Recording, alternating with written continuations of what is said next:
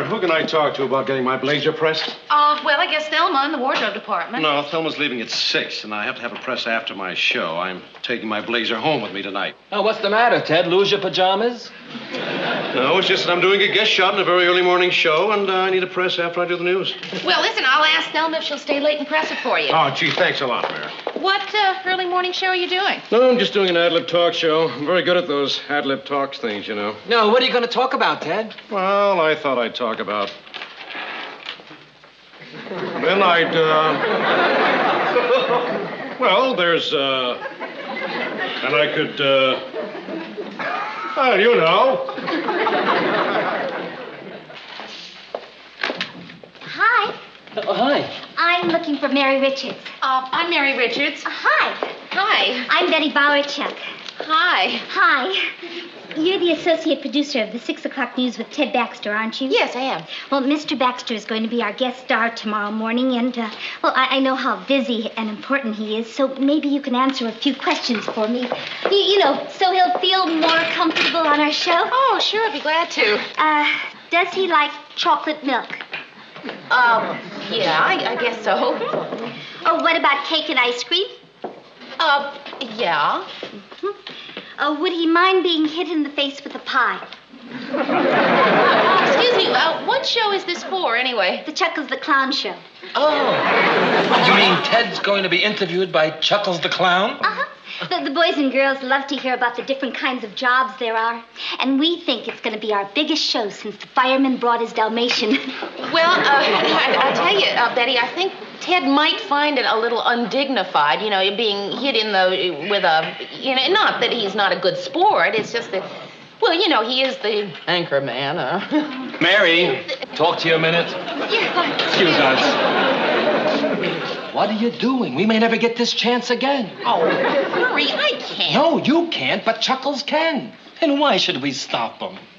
It would be pretty funny, wouldn't it? You know, we can just forget about the pie. It's just all his other guests. Well, if all his other guests get the pie, I think Ted would be offended if he didn't. Oh, good. Good. Is there anything else I can help you with? Well, I know the boys and girls will ask for some photographs of Mr. Baxter. Do you think you could spare some? Sure. How long have you been with Chuckles? All my life. He's my father. Well, what's it like having a clown for a father? Well, what's it like, you know, living with a Here are the pictures. I have more in my desk. Excuse me. Oh, wow, is he ever handsome?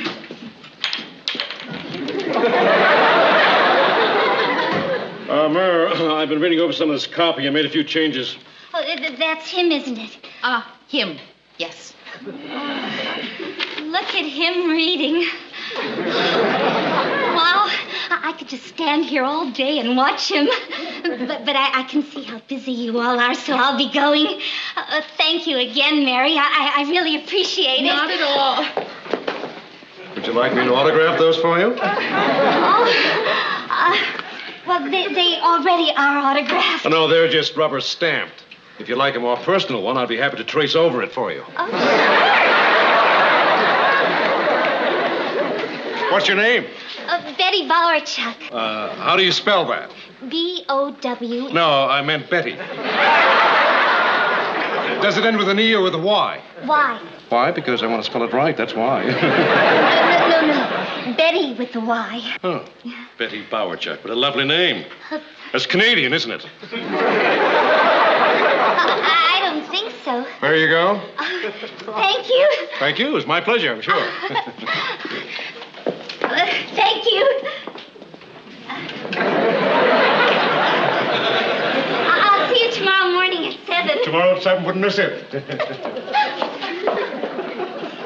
Who is she? That's Chuckles the Clown's daughter. No kidding. She sure is a lot better looking than he is.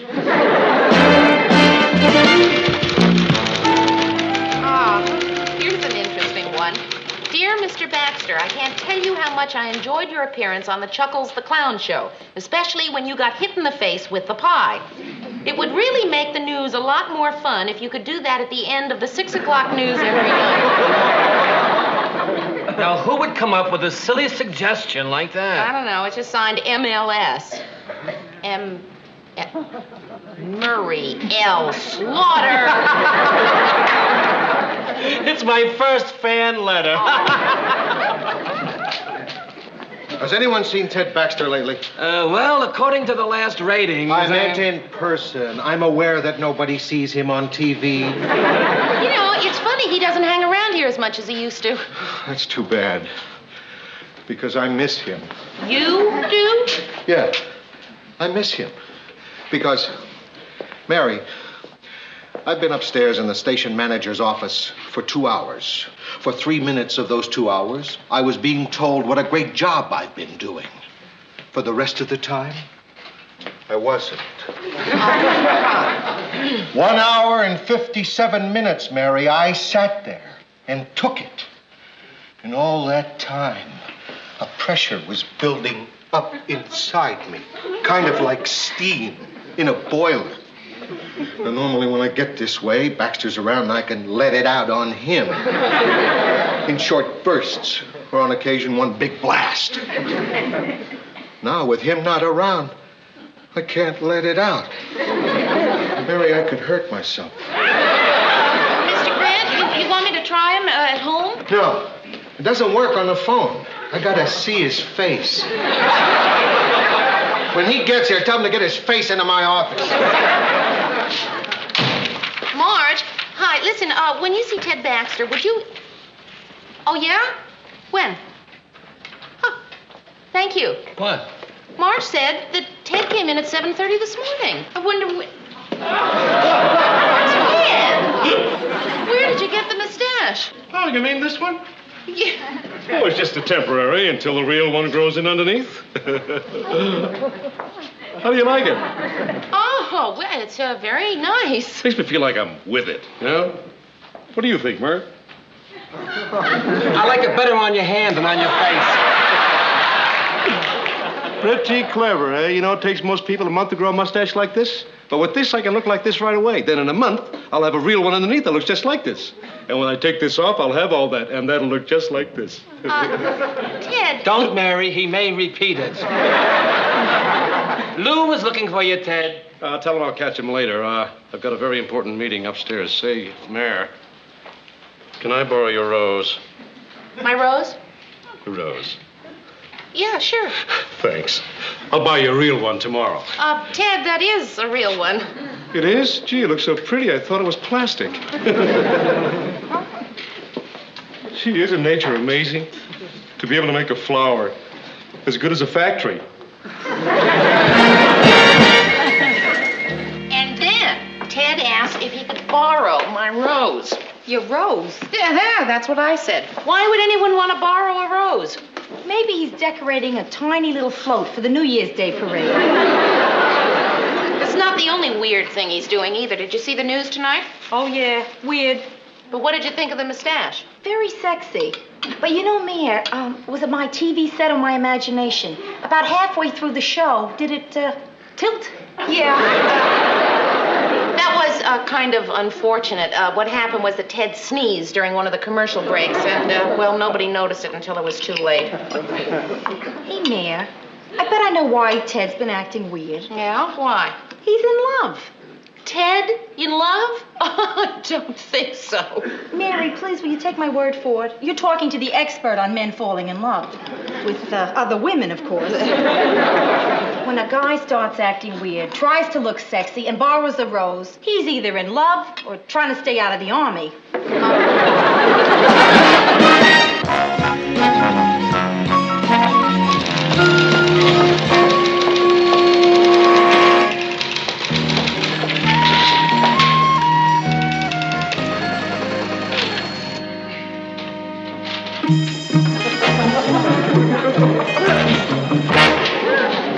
Listen to this. The Dayton Rhinos won the Central Division Football Championship last night, and 37,000 deliriously happy fans celebrated their victory, setting fires, turning over cars, and breaking every window in the city hall. I wonder what they would have done if they'd lost. It's gone. What's gone? My rose. Somebody took my rose. Your rose, gee. Well, I just bought a new one this morning.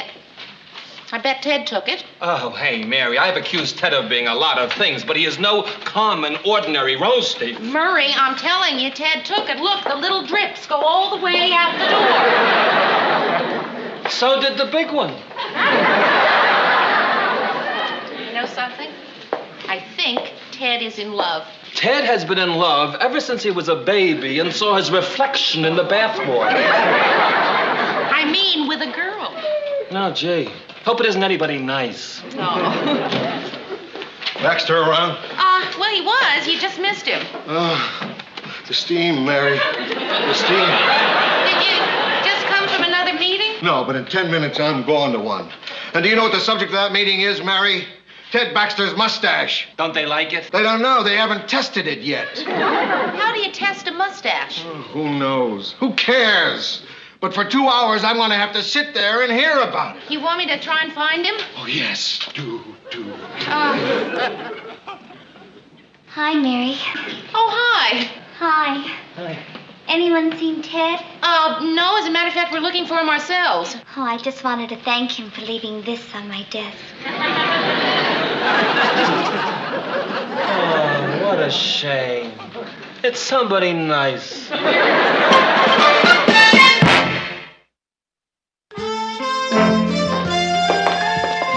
had to be the most awkward lunch I have ever sat through. I didn't think it was so bad. No, of course not. You had your back to Ted and Betty. I was staring right into their booth. So what were they doing? Rhoda, he obviously took her to that dark restaurant because he didn't want to be seen with her. I mean, did you see what he did when he saw us seeing him with her? How could I? Every time I started to look, you said, don't look, don't look.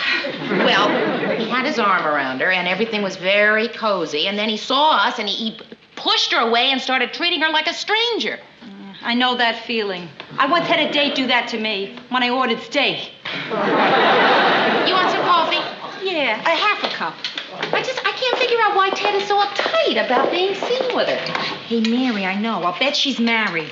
No, I know her. Betty works here at the station. Chuckles the clown is her father. Betty the clown. Mary, please don't go on with this. This whole thing is getting entirely too sordid. You know, it really is kind of fun watching Ted act like a teenager in love. And Betty has been so happy, you know, just glowing and smiling. Crying? Betty, what happened? Oh, I just had the worst lunch I've ever had. And I need some girl type advice. Well, sure. Hi, Mary. Hi, Rhoda. Hi, Betty. What's new? Here, Betty, come on, we'll go into Mr. Grant's office. You want to sit down? No, I'm too... Oh, Mary, I just have to find out... I don't know you, do I? Oh, I'm sorry. Rhoda Morgenstern, Betty Bowerchuck. Huh. Bowerchuck? Bowerchuck? Are you related to Bill Bowerchuck from New York City? No. He used to date my sister. Nice guy. Yeah. Betty. Well, Mary, don't tell anybody, but Ted and I have sort of secretly been going together for, almost 2 weeks now. And Oh, really? yeah. And, I just have to ask somebody, is it true that there's a company policy that 2 employees can't fall in love? Well, where did you ever hear a dumb thing like that? Ted told me. Maybe I did hear something like that. Well, I told him I never heard of that rule. But he said that if anyone from work sees us together, we'll both be fired. So at the restaurant today, so that nobody would think we were together, he made me pay my own check. Betty, Ted does that to everybody. Mary, will you talk to him for me? About us? Well, Betty, I really think it would be better if I didn't, and you did. Please? Carl Bowerchuck. His name wasn't Bill. It was Carl. Are you related to him? No. I'm finished. That's the only Bowerchuck I know. Listen, Betty, I'll tell you what, why don't you come over to my place for dinner tomorrow night, and you can talk a little more about it then, huh? Oh, I'd like that. Okay. Thanks. Oh, excuse me.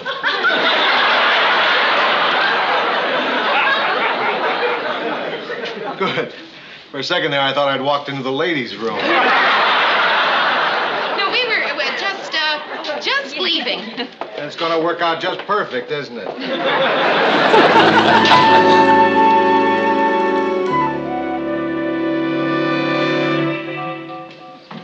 Hey, Mary. Oh, hi, Ted. Listen, Ted. What do you think? Of what? My mustache. It's real. Isn't it wonderful? I told you it would look like this. My own grew in. I threw the fake one away. Well, it looks just as real as the fake one did. Thanks. Listen, Ted. I wanted to talk to you about Betty. Who? Betty Bowerchuck. Who's that? The girl you have been secretly going with for over 2 weeks. Oh, that Betty. Is her last name Bowerchuck? I didn't know that. Oh, come on, Ted. You know perfectly well what her last name is. Ted, I know about you and Betty. You do? How much do you know? Not much. Good. Ted, listen, I asked Betty to have dinner at my place tomorrow night, and I was wondering if you would like to come, too. Tomorrow night? Uh-huh. Dinner? Mm-hmm. Betty? Yes. What are you having? Ted! Well, I thought I'd like to bring a nice bottle of something to go with it. Oh, well, no, you don't have to do that. I'll just go to my liquor dealer and pick out something special. Well, thanks. No. Come in.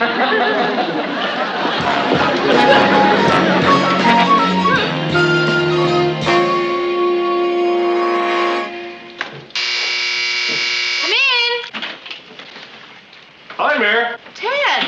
Hi. You're kind of early, aren't you? I am? Gee, I better get my watch fixed. According to this, I'm fashionably late. Well, where's Betty? Oh, she had to work tonight. On Saturday night? No, Chuckles is doing a guest shot at the Mayflower Market. She'll be here as soon as all the candy and balloons are gone. Oh, good. Taste of the bubbly? Oh, beer. It's not that domestic stuff either. It's imported from Los Angeles. Really delicious. Well, good. I'll put it on ice anyway. Everything you say, Mayor. Oh. Sorry. Well, I just have a few more things to do, and then I'll be finished. Oh, go right ahead, Mayor. You need any help? No, thanks. Oh, I don't mind. Would you like me to shell those peas? Well, okay. You know, I used to do this for my mother when I was a kid. I used to do that, too. I tell you, Ted, it's so crowded in here. Why don't you just go into the living room? It'll go faster that way. That's what my mother used to say.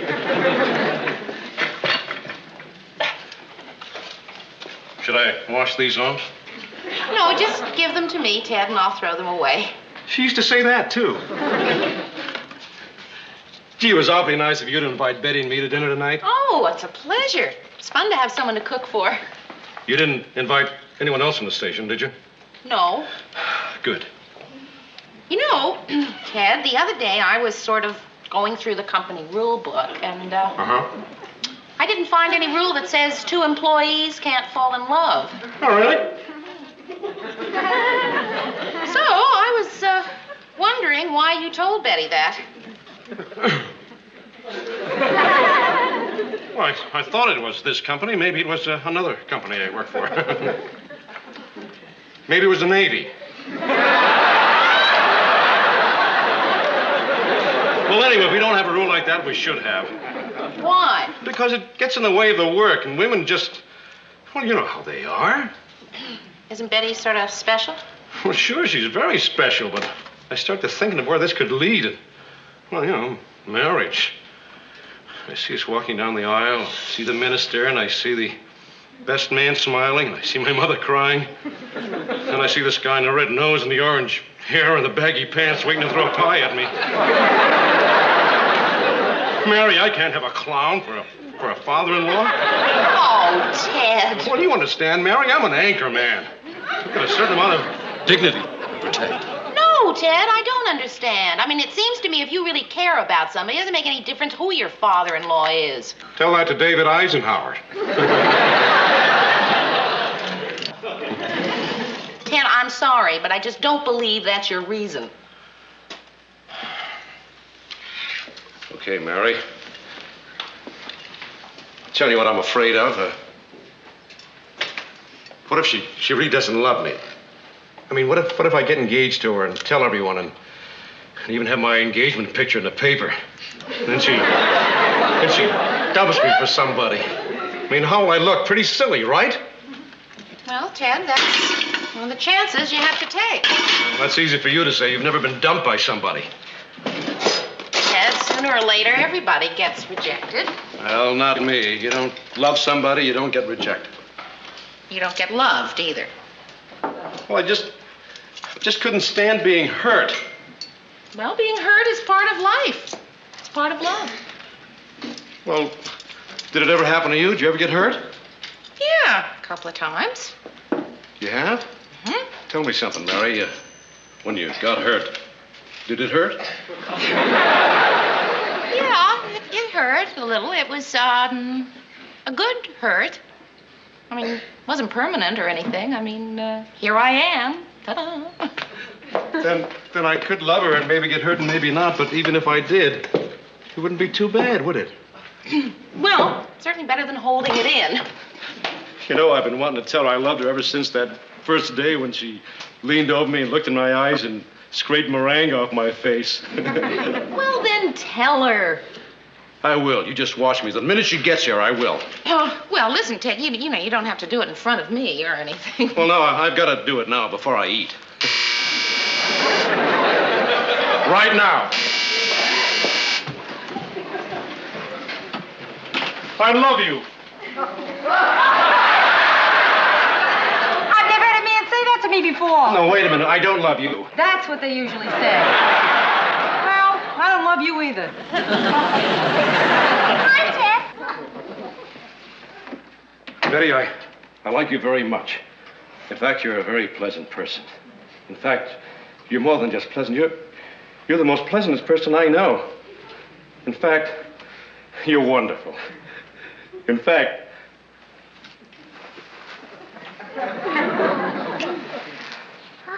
In fact... Mary, I think we better leave the room before we hear the rest of the in facts. I think you're right. In fact, I love you.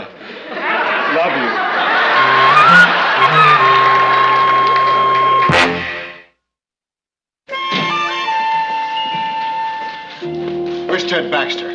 He's in the studio. When he gets here, tell him to come in and see me. I need him. You going into another one of those staff meetings? No. And if I don't see Ted soon, there won't be any more meetings. You know what I've got here? What? The results of the test on Ted Baxter's mustache. I'm glad they didn't test the rest of him. I'd never be able to lift it. Hi. Hi, guys. All right. Ted, here's the response to your mustache. Oh, how'd you do? Well, I won't bore you with all these charts and graphs, but this is what it boils down to. 10% of the Minneapolis television viewers did not like it. Well, that means 90% of them did.